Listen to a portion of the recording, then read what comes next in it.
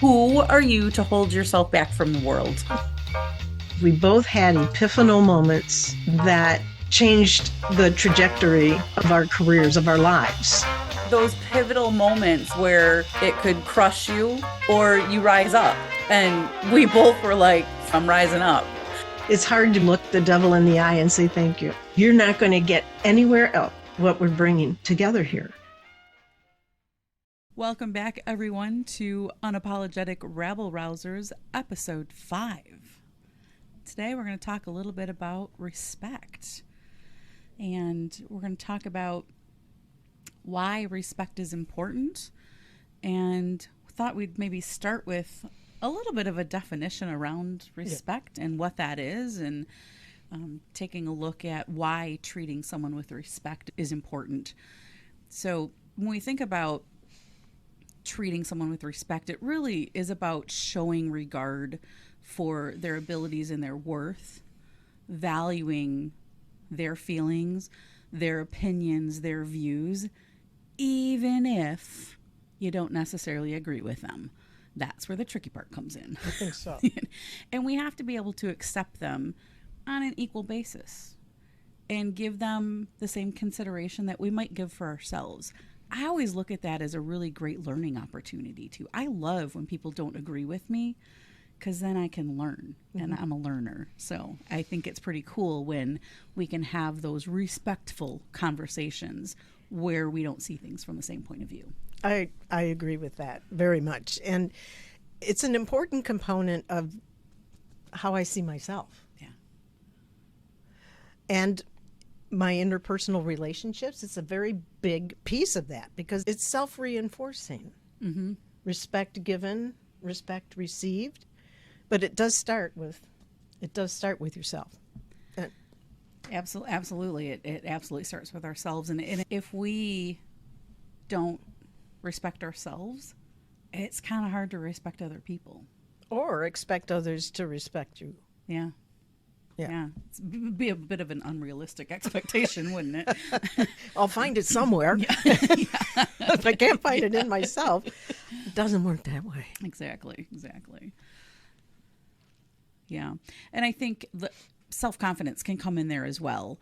And oftentimes people who don't respect themselves lack that self-confidence, and they undervalue themselves. And if you undervalue yourself, hard to respect yourself. And that certainly impacts the relationships you have with people around you and impacts your ability to communicate and to engage with others. Absolutely. Because if somebody trusts me, I can do what I need to do, say what I need to say without getting labels thrown at me. Yeah. I tend to be a little bold and maybe a little assertive, some people might say. I know you totally cannot relate to that at all, my fellow rabble-rouser. But what I've noticed throughout my career is when there's that mutual respect, I can be 100% me all the time, and people are cool with it. When people don't know me, I don't want to use the word temper myself, but I will use that word because I can't think of another one. I kind of have to temper that assertiveness, that boldness, that curiosity, because I carry a label of I'm difficult because I ask too many questions. And I'm not asking questions to be difficult. I'm asking questions because I'm curious. I want to make sure I understand, and I want to set us all up for success. But apparently that's being difficult. Okay, and that's a label. And that's a label, and that's when it comes when people don't know me, so we don't have that mutual respect established yet. You know, I think sometimes those labels are shields that other people put up, then they can hide behind them. Because in this case, you're not trying to be difficult. But that's a really handy label to be able to put on it because they're uncomfortable with how you are. And we've talked about it before. I mean, how much responsibility can I take for everybody around me? What is my level of responsibility? And in the first set of episodes, we talked about the responsibility we have when we communicate to make sure that what we say is what we meant and that the other person receives what it is that we said. We can't do anything about Right. what they think about what we said. So it's not just about self-respect. It's really also about mutual respect. Right. We're talking about being in relationship with other people. And so we want to talk about mutual respect. And let's start out with a question.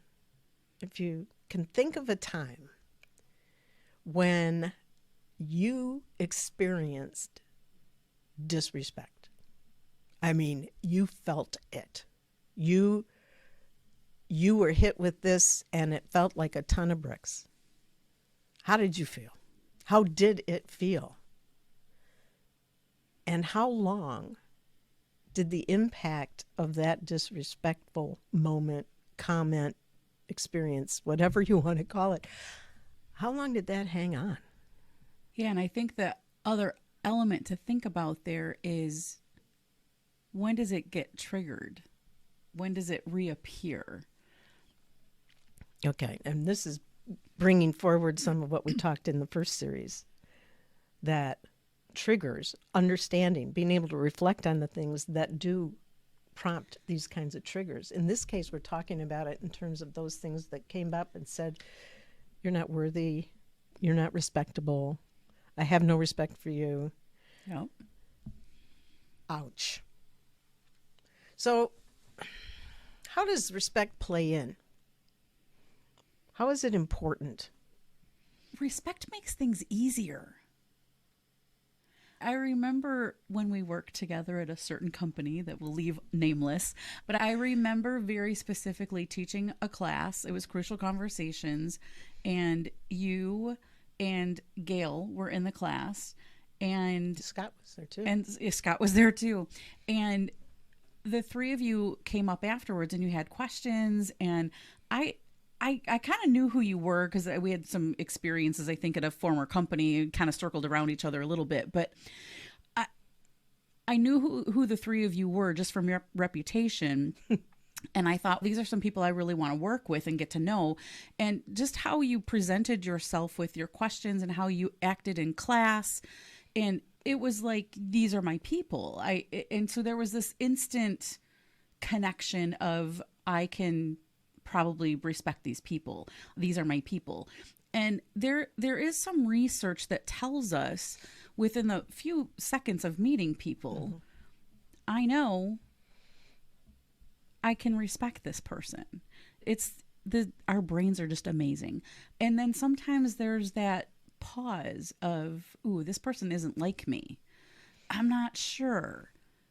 But we have to remember, regardless of how somebody shows up or who somebody is, the pure, simple fact is, you are a human being. You are worthy of respect. You may be kind of a, you know. I want to keep this PG here. But you're right. There is an element of something, of me, that's worthy of respect. If nothing more than, I'm here. If you're in a job situation, organization, everybody's there. They got there for a reason. Somehow, you may not agree with the reason, but the fact is somebody did. And that person is a living, breathing human being who is themselves a mom or a dad or a son or a daughter or a brother or a sister. They are a human being. And there are some important qualities for every one of us. And if we want to be respected, we need to respect the fact that others deserve it too. And sometimes that's really hard. I used to work with somebody years ago, and I'll call him PJ. And this person was very polarizing and had this attitude that he thought he was better than everyone else. And this poor guy couldn't even walk into a room and say good morning without people rolling their eyes. I was one of them. And it got to the point where I felt like I was violating my own value system by how I reacted to this person. And I had to dig really deep and do exactly what you just said and recognize that this person is somebody's dad. He is somebody's husband. He's got friends, and he's somebody's son, and he can't be all that bad. He's got to have some redeeming qualities. I just didn't see them.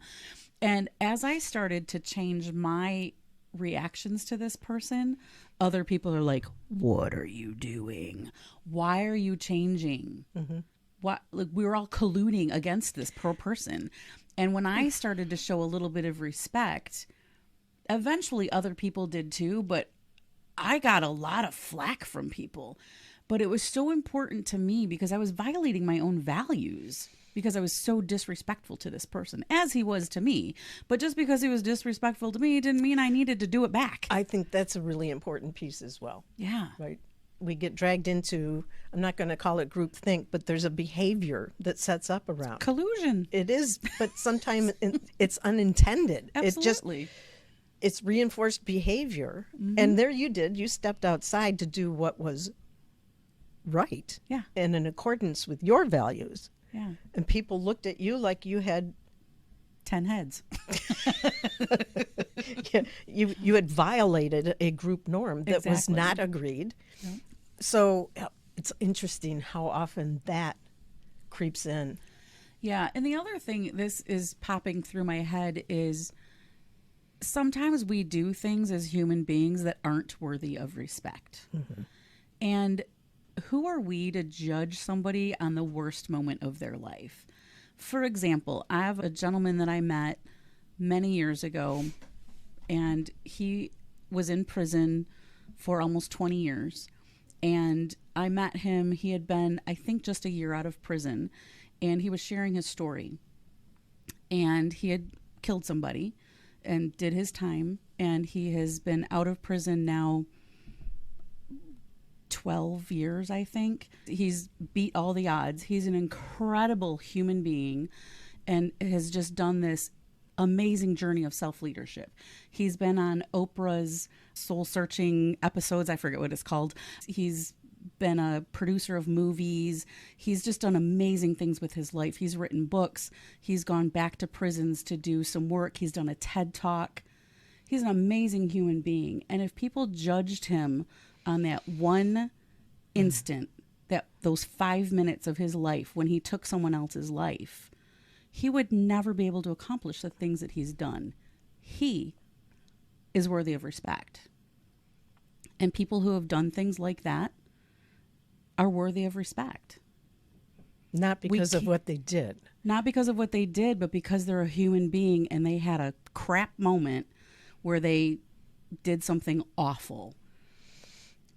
But they're still human beings, and we can't judge people based on the worst thing they've ever done. That doesn't define us. It shouldn't define us. And we are yet- so much more than our worst moments. And yet, and I can imagine there's going to be comments Oh, yeah. that suggest that we're okaying things like murder and any other kind of ugly anti-somebody behavior, and we're not. No. The fact is that individual did a lot of work Yes. to regain a presence that was of benefit to this planet and to people around him. Absolutely. And that is respectable. That's worthy of respect. So we're talking about respecting others and respecting ourselves. So what does it look like? What does being respectable look like? And what does respecting someone else look like? What does it take? I think for me, when I think about somebody who I respect, it's somebody who does what they say they're going to do. There's a little bit of a correlation to trustworthiness for me, I think, too. They do what they say they're going to do. They're consistent in how they show up. I used to work for somebody who you never knew who they were going to be from day to day, moment to moment. One day, they might be your best friend, and the next day, they're stabbing you in the back. And it was this very difficult relationship, because so for me, respect is about showing up consistently and keeping your word, being honest, and being able to have difficult conversations and not shutting down when someone disagrees with you or doesn't see things the same way, and being able to lean into those conversations. And I think that's one of the things I so respect about you from the minute we met was we have had a lot of conversations where we don't agree. Absolutely. And we don't shy away from that. We lean right in and say, tell me more. And we have that mutual respect where we can have these really intense conversations. And I think we both always walk away better for it. Absolutely. I couldn't agree more. And I think the openness to being able to expose your thinking, it starts with respecting the fact you have your thoughts and that they're worthy of being able to be shared. And there's a lot of things just rolling around for me right now, in that you had told a story about my tattoos. Well, there's that one. Yeah. And then the other one where the guy was in your face. Oh, yes. Very early on in my career, I worked for someone who constantly would come in. We sat in this cubicle situation, and it was a 4-person cube. I think there were 7 or 8 of us in this cube. And this boss of mine would come in and he'd ask me to do something. And then he'd say, Paul, can you run the same report? I want to make sure she does it right. And it drove me crazy because I thought, why is he doing this? I'm just as qualified as this other guy. And one day in the hallway, he got right up in my face, my boss, and literally put his finger about an inch from my nose and said, I demand that you respect me. And I said, get your finger away from my face or I'll bite you. And another manager popped his head over the wall and he said, Seyfarth, get over here now. And we took a long walk down the hall and he said, what was that all about? And I said, I don't know why this guy just does not like me, but I don't know if he has a problem with women or if it's just me or what the deal is, but this is constant with him. A couple days later, I ended up working for someone else. It wasn't just me, but it was so, when I was early on in my career and it stuck with me for a long time because I thought, what am I doing that's so offensive to this guy? Like, you're the one that's disrespecting me all the time and you're going to demand my respect. I don't respect people like you. Yeah. Oh my gosh. And therein would lie the challenge. Okay. Yeah. But he is somebody's husband. He's somebody's father. He's somebody's son. But when you're in the moment. Yeah. And I was 22 at the time. There was that too. But I think I learned over the course of many years in career that when I had another instance with the whole tattoo thing. So I have tattoos and I was hired at a company.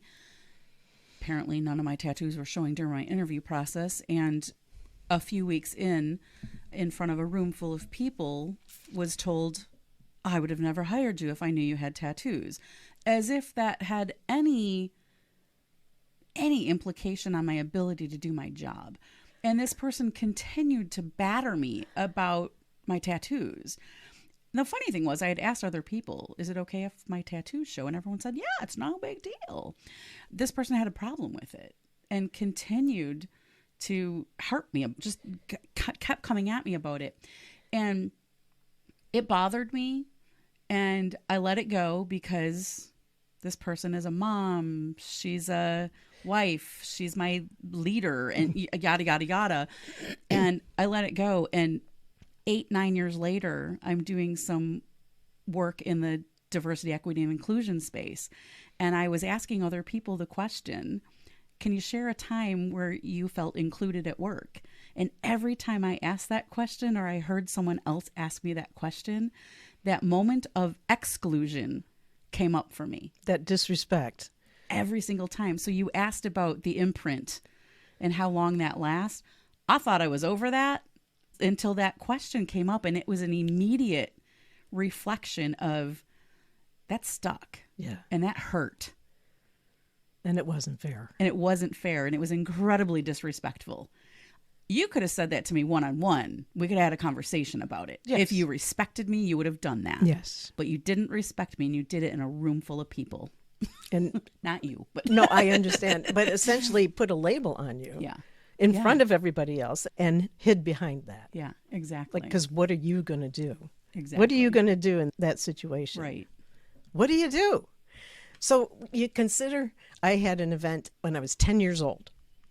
That was many decades ago. And it still gets triggered to this day. And I'll just leave it when you think about those moments, those that are, it's an emotionally difficult period and moment, and it sticks. And you got to think about how that affects when you are engaging with someone who is like somebody who did something to you, said something to you, treated you in a disrespectful way. Mm-hmm. The triggers, we talked about them in the last series of podcasts. The triggers, the self-reflection, what do we learn and take forward from that? And at the end of the day, we go back to the question not question, but the statement we ended one of our very first podcasts with about the reflection you provide for yourself every day. Are my words and actions worthy of respect today? And so I think when we talk about whether or not we are worthy or not of respect, the same question can be being asked by others of us. So make sure that what we do and think and how we act is worthy of our own respect. Yeah, and I think when we respect ourselves, it's easier to respect other people. And when we are respectful of others, whether or not they're respectful back, it makes it a little bit easier to stick to our own value systems. It makes it a little bit easier to have conversations with them, to hold people accountable, to be the leaders that we need to be for ourselves and for others. I think that is probably a great way to end this episode. Yeah. Thanks for tuning in. I'm Doc Shelley. And this is Carla. Take care, folks. We'll see you next time. Give thought to who you are and how you show up for others and for yourself. All right, folks, we'll be back.